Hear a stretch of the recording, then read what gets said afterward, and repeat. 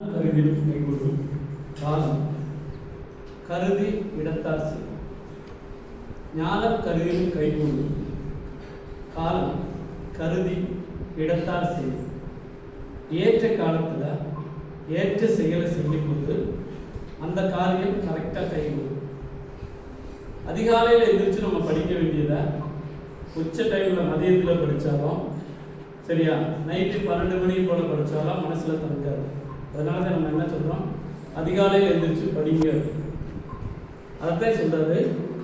ஒரு உலகத்தை ஜெயிக்கணும்னா ஏற்ற காலத்தை நம்ம பார்த்துக்கிட்டே இருக்கோம். அதை ஞானம் கருதினும் கைகூடும்.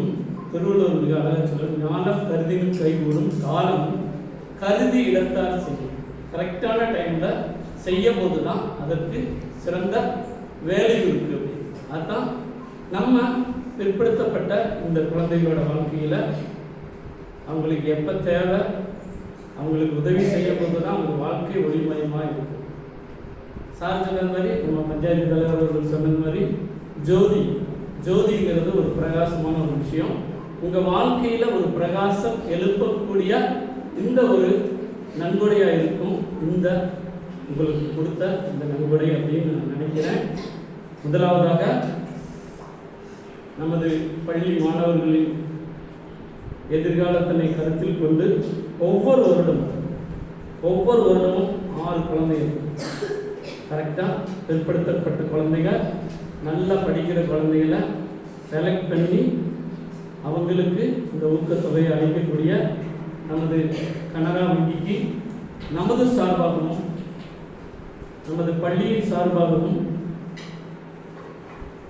ஆசிரியர்கள் மற்றும் அலுவலக நண்பர்கள் அனைவரின் சார்பாகவும் பெற்றோர்களின் சார்பாகவும் மிகுந்த நன்றிகளை தெரிவித்துக் கொள்கிறோம்.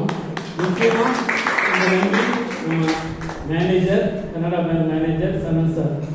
ஏன்னா இந்த தடவை கிடைக்கும் போது நிறையா பாடுகள் இருந்துச்சு. சார் என்கிட்ட நேரடியாக பேசும்போது சொன்னாங்க, ஏன்னா எல்லாமே நீங்கள் அங்கேயே கொடுக்குறீங்க, எங்களுக்கு கிடைக்கலன்னு சொல்லி 2-3 ஸ்கூல்கள் கேட்ட பொழுதிலும் அவர் கண்டிப்பாக நமக்கு தரலாம் அப்படின்னு வாக்கு கொண்டவர் கொடுத்தாங்க.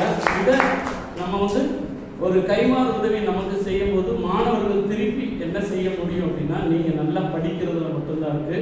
அதே மாதிரி அந்த பேங்குக்கு நம்ம கொடுக்கக்கூடிய உதவிகள், நம்மளுடைய அக்கௌண்ட்டு, நம்மளுடைய டிரான்சாக்ஷன் எல்லாமே அந்த பேங்கில் வைக்கும்போது இன்னும் அந்த பேங்கோட எதிர்காலம் நல்லா இருக்கும். இன்னைக்கு 6 மாணவர்கள் இருந்தால் எதிர்காலத்தில் என்ன மாணவர்களுக்கு செய்யக்கூடிய உதவிகள் கூடும்னு சொல்லிட்டு நமது மேனேஜர் அவர்களுக்கு பள்ளியின் சார்பாக அனைவர் சார்பாக நன்றிகளை தெரிவித்துக் கொள்கிறோம். அடுத்ததாக நமது பஞ்சாயத்து தலைவர் கொடுத்த வாக்கும் கொடுத்த பொருளும் திருப்பி வாங்குற பழக்கமே இல்லை. கொடுத்த வாக்கும் கொடுத்த பொருளும் திருப்பி வாங்குற பழக்கமே இல்லை அப்படிங்கிறதுக்கு அவர் ஒரு பெரிய முன் உதாரணம். நான் இவரை எனக்கு எப்போ பிடிக்க ஆரம்பிச்சு அப்படின்னு கேட்டிங்கன்னா, இவர் பஞ்சாயத்து தலைவராகிறதுக்கு முன்னாடி வார்டு கவுன்சிலர் ஆகி ஸ்டாண்டிங் கமிட்டி சேர்மனாக இருந்து, அடுத்து இப்போ பஞ்சாயத்து தலைவர் ஆகியிருக்காரு. இவரும் நானும் ஃபஸ்ட்டு மீட் பண்ணது குழுக்கூர் ஸ்கூலில் ஒரு ஐடி தொடங்குறதுக்காக. அப்போ இவர் எங்கள் ஸ்டாண்டிங் கமிட்டி சேர்மனாக இருந்தார். அப்போ இருந்தே நான் வாட்ச் பண்ண ஆரம்பிச்சிட்டேன். ஒரு கட்டத்தில் எல்லாம் நல்லா இருக்காங்க, கிட்டத்தட்ட ஒரு வாரம் 3